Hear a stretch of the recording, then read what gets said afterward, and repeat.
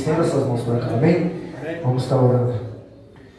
Meu Pai, usa, Senhor, a vida dele como canal de bênção para a tua igreja. Meu Pai, usa ele conforme o Senhor quer, meu Pai. A tua igreja está aqui para ouvir a tua voz, meu Pai. O capacita, meu Pai. Enche, Senhor, ele, Senhor, do teu poder, da tua glória, da tua presença nesta hora. Porque, Senhor, o teu servo está aqui. Meu Pai, se dispôs a pregar a tua palavra, meu Pai. Estamos aqui, Senhor, necessitando ouvir a tua voz. Enche, meu Pai, em nome de Jesus. Amém. Obrigado, Deus. Glória a Deus. Boa noite a todos. Amém. Paz do Senhor Jesus. Amém. Cadê o povo que vai morar no céu? Amém. Não ouvi. Cadê o povo que vai morar no céu? Amém. Aleluia. Glória a Deus. Eu imagino que este lugar realmente não se pode comparar. Amém. Verdade. Riqueza no céu que não falta. Você tem uma ideia? As ruas ao qual pisaremos é de ouro. O ouro que os homens tanto valorizam neste mundo, no céu só serve para ser pisado por aqueles que amam a Deus. Queridos, é um privilégio estar aqui nessa noite mais uma vez. Obrigado, pastora Débora, aos pastores dessa casa, presbítero, meu querido Ailton, faz tempo que eu não tenho a oportunidade de estar junto contigo. Glória a Deus. Escuta. Campanha sobre Apocalipse. Campanha sobre as 7 cartas. Olha, tem sido difícil hoje para a igreja ter essa coragem, hein? Mas eu louvo a Deus. Porque significa que não temos medo de ouvir a voz do Senhor, com a proposta de sempre sermos moldados para continuarmos sendo aperfeiçoados dia após dia, segundo a vontade daquele que nos chamou e militou para uma grande obra. Amém? Amém? Convido você a abrir comigo a Bíblia, no livro de Apocalipse, capítulo de número 3. Apocalipse 3. A semana passada que teve aqui foi o Luiz Fernando, né? Ele me ligou.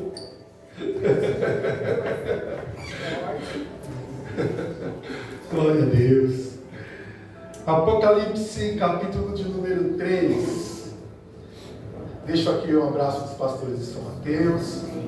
Estou aqui com a minha esposa Marcela, que está ali, juntamente com o meu filhão Heitor. Vou chegar acompanhando. Irmãos. Ela deve ser um ministério de louvor lá, né? Para sair é meio difícil, mas hoje, glória a Deus, estão comigo. Amém?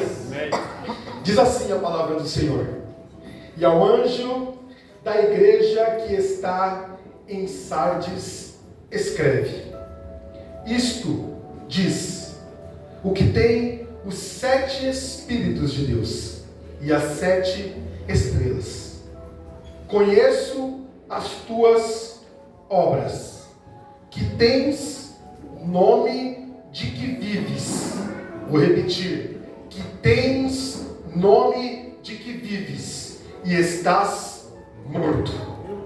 E estás morto.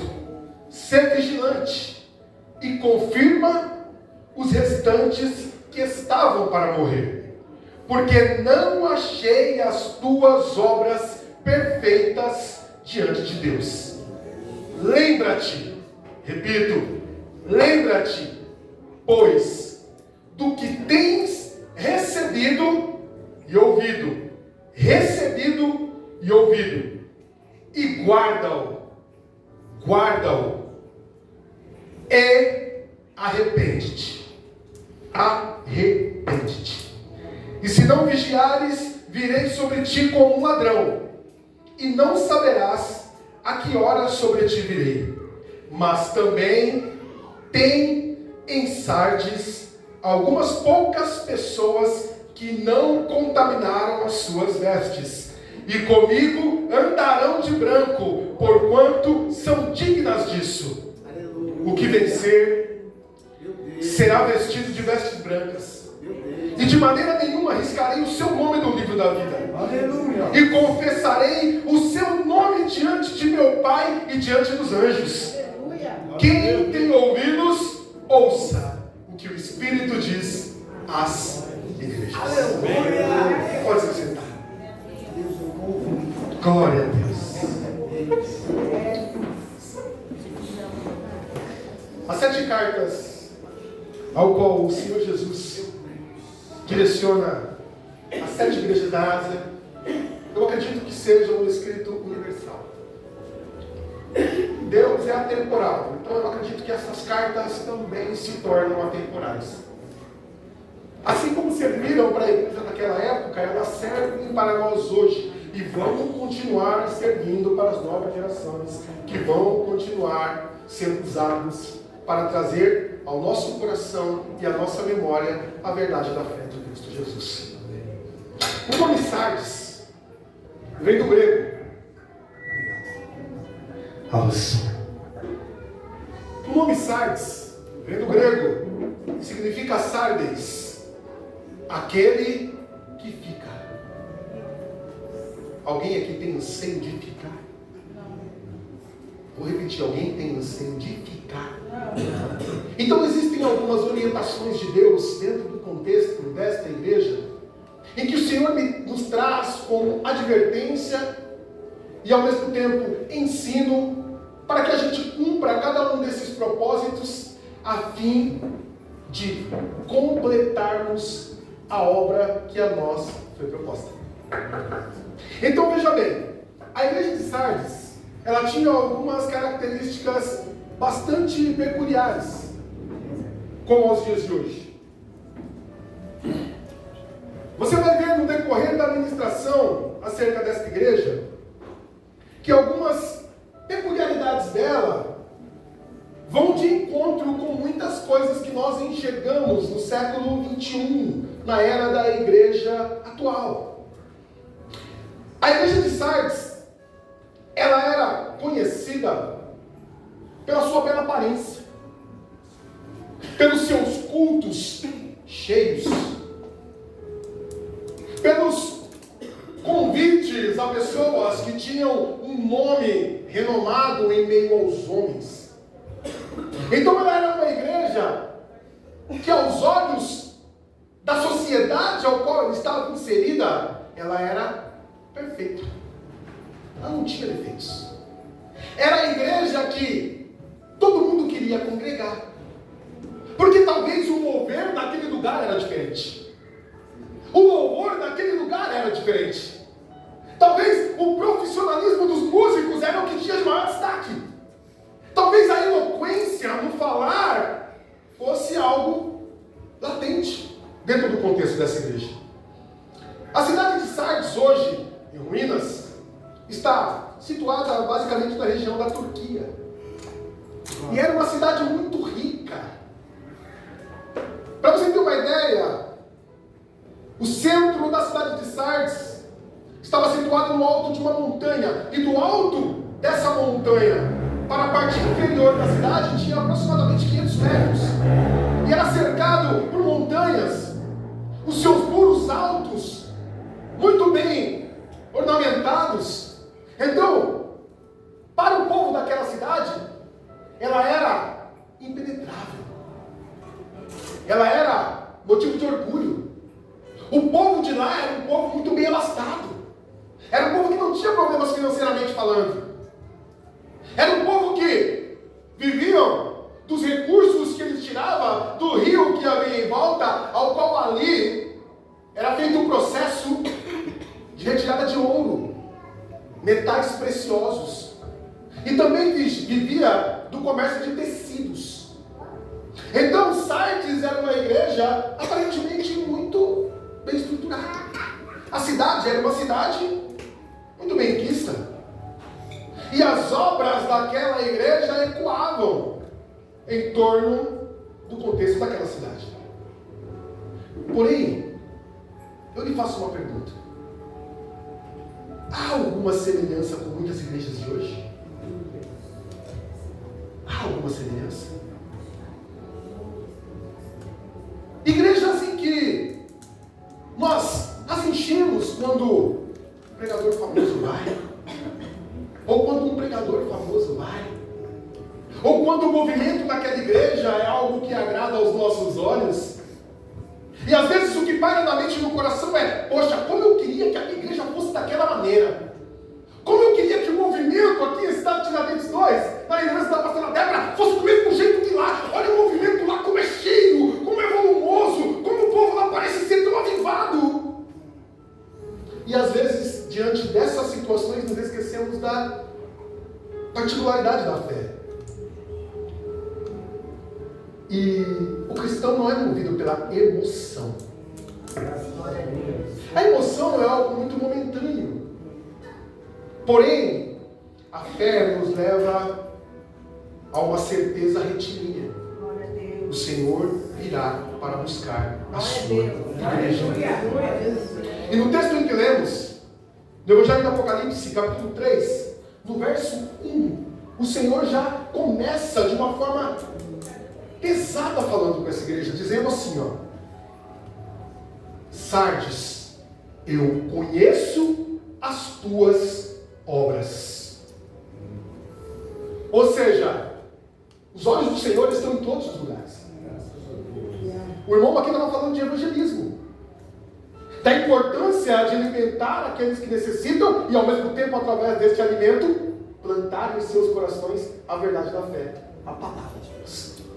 E existem tantas outras obras ao qual a igreja tem como propósito continuar fazendo enquanto estivermos aqui nessa terra. E a igreja de Sardes era uma igreja que fazia obras. Porém, fazer a obra é um princípio que outras entidades de fé também fazem. Porém, o intuito de fazer a obra tem que entender qual é o propósito final do que nós estamos fazendo. Toda obra como propósito em nome de Deus tem apenas um objetivo: levar aqueles que dela participam a Deus. E a proposta da igreja é essa. Mateus 28: ide por todo mundo e anunciar o evangelho a toda criatura. É a grande comissão. É aquilo que foi estabelecido para nós como igreja. E a igreja de Sardes é uma igreja que o Senhor estava dizendo: eu conheço as tuas obras. Significa que eles tinham obras. Porém, tens o nome de que vives. Era uma igreja que tinha um nome diante dos homens. Era uma igreja viva.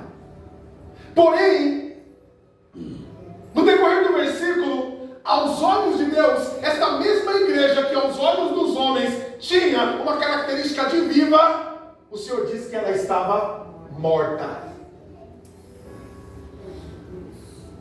A cidade de Sardes, apesar de toda a sua beleza, toda a sua riqueza, toda a sua voluptuosidade, aquela coisa tão linda que tinha naquela cidade, os cidadãos com uma situação financeira tão abastada, uma igreja tão linda, ao qual o povo ali frequentava, era uma cidade idólatra.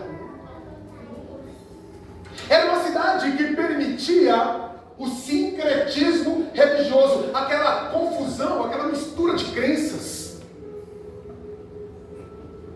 A Bíblia não conta quem foi a pessoa ao qual Deus usou para ministrar a palavra naquela igreja. Porém, o que eu acho interessante é que a verdade da fé chegou àquele povo. Chegou a eles o conhecimento da palavra de Deus. Porém, no decorrer da caminhada, esse conhecimento começou a ser deturpado pelas coisas do mundo. E dentro daquela cidade havia um grande templo dedicado a uma deusa chamada Artemis. Outros estudiosos a chamam de Cibele. E uma das características dessa deusa era de que ela tinha o poder de dar vida aos mortos. Então muitas pessoas que frequentavam a igreja de Sardes, em momentos de adversidade, ao invés de buscar a Deus em meio às suas lutas e às suas aflições, iam até aquele templo para ali buscar uma cura, para ali buscar vida. É por isso que Jesus está advertindo a igreja logo no primeiro versículo, dizendo assim: eu conheço as tuas obras, a fama é de que você vive, mas você está morta. Querendo dizer assim, essa deusa não tem poder de dar vida coisa nenhuma, porque eu sou o dono da vida. Jesus se intitula caminho, verdade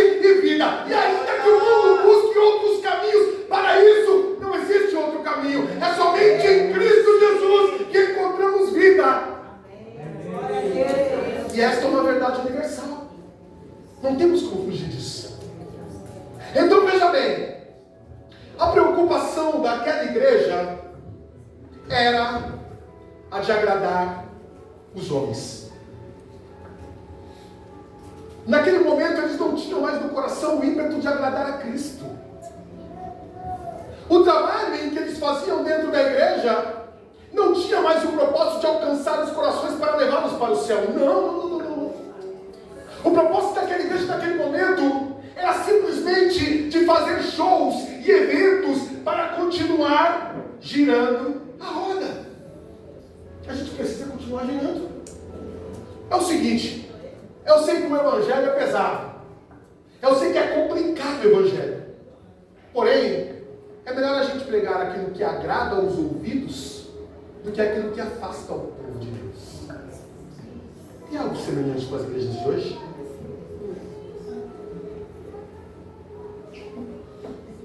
Então veja bem, o intuito daquela igreja não estava em fazer a vontade de Deus, mas sim agradar aos homens e, agradando aos homens, ganhar o mundo.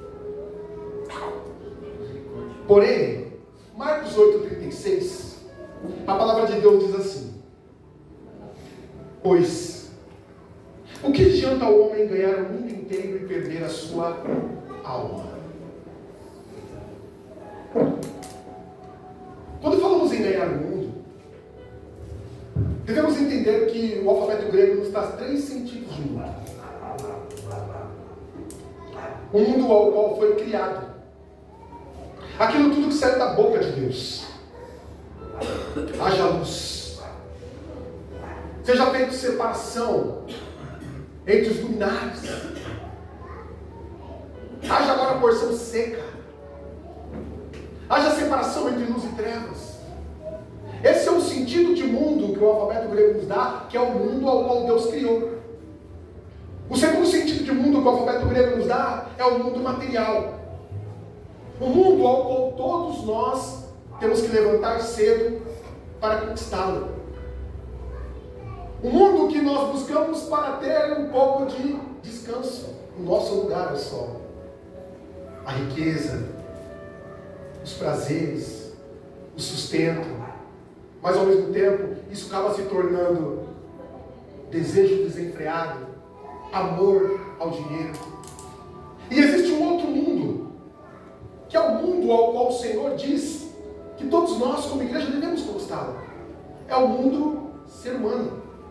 Homem, mulher, criança, pai, mãe, tio, tia, avô, avó. Ao qual o Senhor diz: ide por todo o mundo e pregai o Evangelho. E dentro deste contexto de mundo, a igreja de Sardes, infelizmente, perdeu um pouco da sua característica inicial.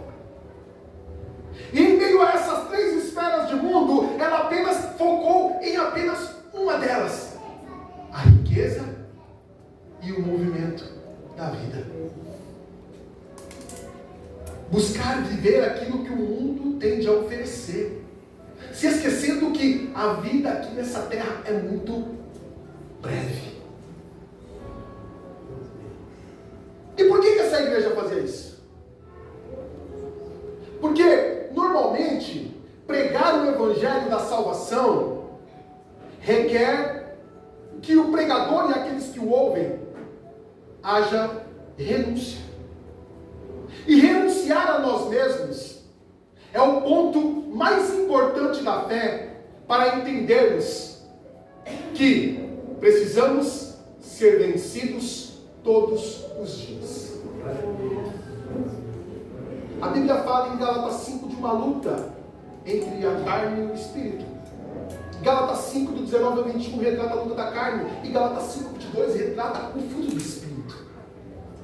E essa luta, ela vai continuar acontecendo até o dia que o Senhor nos chamar para a glória celestial. Então, a vida na fé que nos foi proposta é uma vida de renúncia, é uma vida de retrocessos, é uma vida de começarmos a olharmos para dentro de nós mesmos e entendermos que às vezes o discurso é duro, mas a proposta do discurso duro é irmos para o céu. Jesus,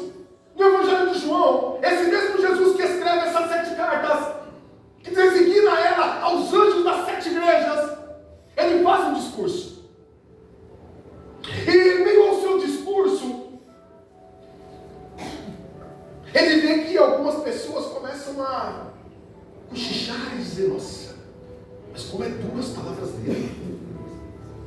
Aí eu vou conjecturar: mas precisa falar desse jeito?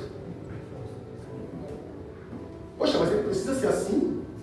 Mas está tão duro essa coisa, por que ele está falando desse jeito? Mas eu não estou entendendo, não está entrando dentro do meu coração assim não, porque está me machucando. Aí a Bíblia diz que alguns dos discípulos começaram a sair. Alguns dos seguidores de Jesus começaram a ir embora.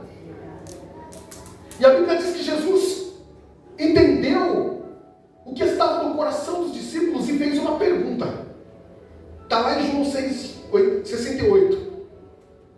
Ele diz assim: vocês também querem ir? Ele disse aos seus discípulos. Aí Pedro vira e diz assim: Senhor, para que iremos? Só tu tens as palavras de Deus. Independente da luta que enfrentamos nessa vida, meus irmãos, independente da adversidade que nos cerca, independente da forma que temos que enfrentar essa vida, como eu tenho visto muitos conhecidos meus hoje lutando contra o câncer, sepultando filhos, como já fizemos eu e minha esposa, lutando contra enfermidades das mais diversas, mas não negando a fé, crendo que o Deus que começou a boa obra é fiel para que essa obra venha se cumprir e se concretizar até o dia de Cristo Jesus. E dentro do contexto desta igreja de Apocalipse 3, a igreja de Sardes, eu achei 5 palavras que nos dão noção de 5 características ao qual o Senhor quer para cada um de nós, para que a gente consiga prosseguir rumo ao alvo da promessa dele. Paulo foi tão enfático quando disse: eu persisto rumo ao alvo da promessa que a mim foi feita. E Paulo não retrocedeu. Paulo foi açoitado por vara, chicoteado, perseguido, humilhado, apedrejado, jogado no cárcere. Mas nenhuma dessas adversidades o abateu na fé. Muito pelo contrário, ele se sentia digno de sofrer em nome do Cristo que o chamou. E a proposta da igreja para nós deve ser a mesma. Para mim, o viver é Cristo e o morrer é ganho. Aleluia! Acompanhe comigo Apocalipse capítulo 3, verso 3. São 5 palavras que nos darão 5 características que o Senhor pede para a igreja de Sardes. Apocalipse 3:3 diz assim: lembra-te, pois, do que tens recebido e ouvido, e guarda-o, e arrepende-te. Glória a Deus. Glória a Deus. Primeira característica: lembra-te. Segunda: o que tens recebido. Terceira: ouvir. Quarta: guardar. E quinta: se arrepender. Como primeira característica, o Senhor nos dá como referência: lembra-te. Mas deixa eu lembrar do quê? Lembrar que no Antigo Testamento a presença de Deus era pontual.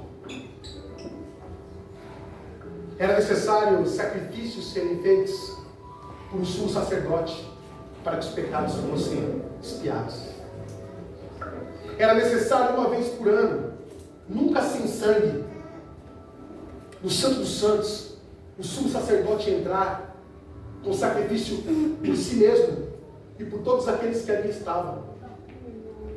E ele cortava a jugular do cordeiro, jogava o sangue dentro do propiciatório, aspergia por 7 vezes em volta do altar, pegava uma estopa por nome de ísopo, ao qual o salmista Davi no Salmo 51 descreve: purifica-me com ísopo e ficarei limpo. E ele pegava essa estopa com uma folha, uma planta, um junco por nome de ísopo, e com uma vara ele colocava o ísopo dentro do sangue, aspergia sobre toda a multidão, e aqueles que recebiam uma gota do sangue do cordeiro se sentiam purificados. Porém, quando o Senhor fala à igreja de Sardes, lembra-te, ele está dizendo o seguinte, João 3,16: lembra-te que amou Deus o mundo de tal maneira que deu o seu único filho, o seu filho unigênito, para que todo aquele que nele crer não pereça, mas que tenha vida eterna. Lembra-te que os seus pecados foram perdoados através do sangue de Jesus. O sangue de Jesus nos purifica de todo pecado. Diga não à idolatria, diga não a tudo aquilo que está fora do contexto da verdade da fé, e lembre-se, quem morreu por ti na cruz do Calvário foi Cristo. Essa é a primeira característica, a lembrança, trazermos à memória aquilo que nos dá esperança. A ceia do Senhor é o memorial da nossa fé. A Bíblia é cheia de memórias. Antes do povo entrar na terra prometida, Nailton, 12 pedras. Entrou na terra, 12 pedras. Sempre a simbologia para que aquilo nos sirva de memorial dos feitos de Deus para cada um de nós. E o livro de Juízes é interessante porque a gente vê o trabalhar de Deus de tantas formas na vida de cada juiz. O tanto que eles traziam ao coração e à memória do povo a verdade da fé para que eles continuassem firmes na promessa que lhes foi feita, só que a gente via que o povo sempre se desviava do chamado. O povo sempre deixava de lado a fé. E eu vou dizer uma coisa para você, nós não somos diferentes. Todos nós somos oscilantes na fé. Todos nós titubeamos em muitas esferas da vida. Tem algum super-herói aqui? Todos nós temos momentos de alto e momento de vale. É por isso que a Bíblia diz que o Senhor é Deus dos montes e Deus dos vales. Porque no momento de monte, nós oramos e agradecemos a Deus. No momento de vale, nós suplicamos a graça e a misericórdia de Deus para nos tirar da situação em qual nós estamos enfrentando. E a ceia, como memorial da nossa fé, olha só que interessante, lembra-te, né? A primeira característica. Em 1 Coríntios 11, no versículo 24 e 25, diz assim: isto é o meu corpo. O corpo de quem? De quem? Que é dado em favor de fazer isto em memória de mim. Lembrança. Aleluia! Glória a Deus. E ele continua dizendo, o apóstolo Paulo, da mesma forma, depois da ceia, o Senhor Jesus tomou o cálice e disse: este cálice é, eu falei para vocês, do sumo sacerdote, que representava a antiga aliança, que era necessário o sacrifício do cordeiro. Porém, depois da ceia, ele tomou o cálice e disse: este cálice é a nova aliança no meu sangue. Façam isto sempre que o beberem, em memória de mim. O que Jesus está dizendo? No Antigo Testamento havia muitos momentos em que o meu pai ele fez inúmeros feitos para o povo e não se esqueceu dele. Havia inúmeros momentos em que Deus fez jorrar água da rocha.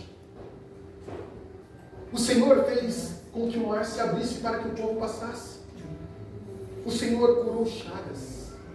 O Senhor libertou o povo do cativeiro babilônico. O Senhor libertou o povo do Egito. O Senhor fez milagres e mais milagres de formas tais que o povo ficava de boca aberta, não entendendo o sentido da grandeza de Deus em meio aos seus feitos. Porém, mesmo diante de tudo isso, o povo ainda assim se esquecia de quem Deus é. Queridos, não importa a luta que você tem passado, o Senhor é suficiente nessa luta. Glória a Deus. Não importa a enfermidade que bateu a sua porta, não importa o desemprego, não importa a perca dos bens. O que importa é termos o nosso nome escrito no livro da vida. Glória a Deus. Efésios 2,13. Mas agora, em Cristo Jesus, nós que estávamos longe, fomos aproximados de Deus pelo sangue de Cristo. Essa lembrança é a lembrança que nós sempre temos que ter em meio às dificuldades que enfrentamos. Porém, essa lembrança nos deu algo. É por isso que Apocalipse 3:3 primeiro diz assim, ó, lembra-te, pois. Lembra-te, pois, do quê? Do sacrifício de Cristo. E o que esse sacrifício lhe proporcionou? Lembra-te do que tens recebido. O que nós recebemos? Atos, capítulo de número 1, verso de número 8. O sacrifício de Cristo nos deu algo fabuloso. Mas recebereis a virtude do Espírito Santo. Aleluia. Oh, Deus. E esse Espírito Santo veio para que nós sejamos testemunhas de Cristo, tanto em Jerusalém, como em toda a Judéia e Samaria e até os confins da terra. Aleluia. Entenda uma coisa, irmãos.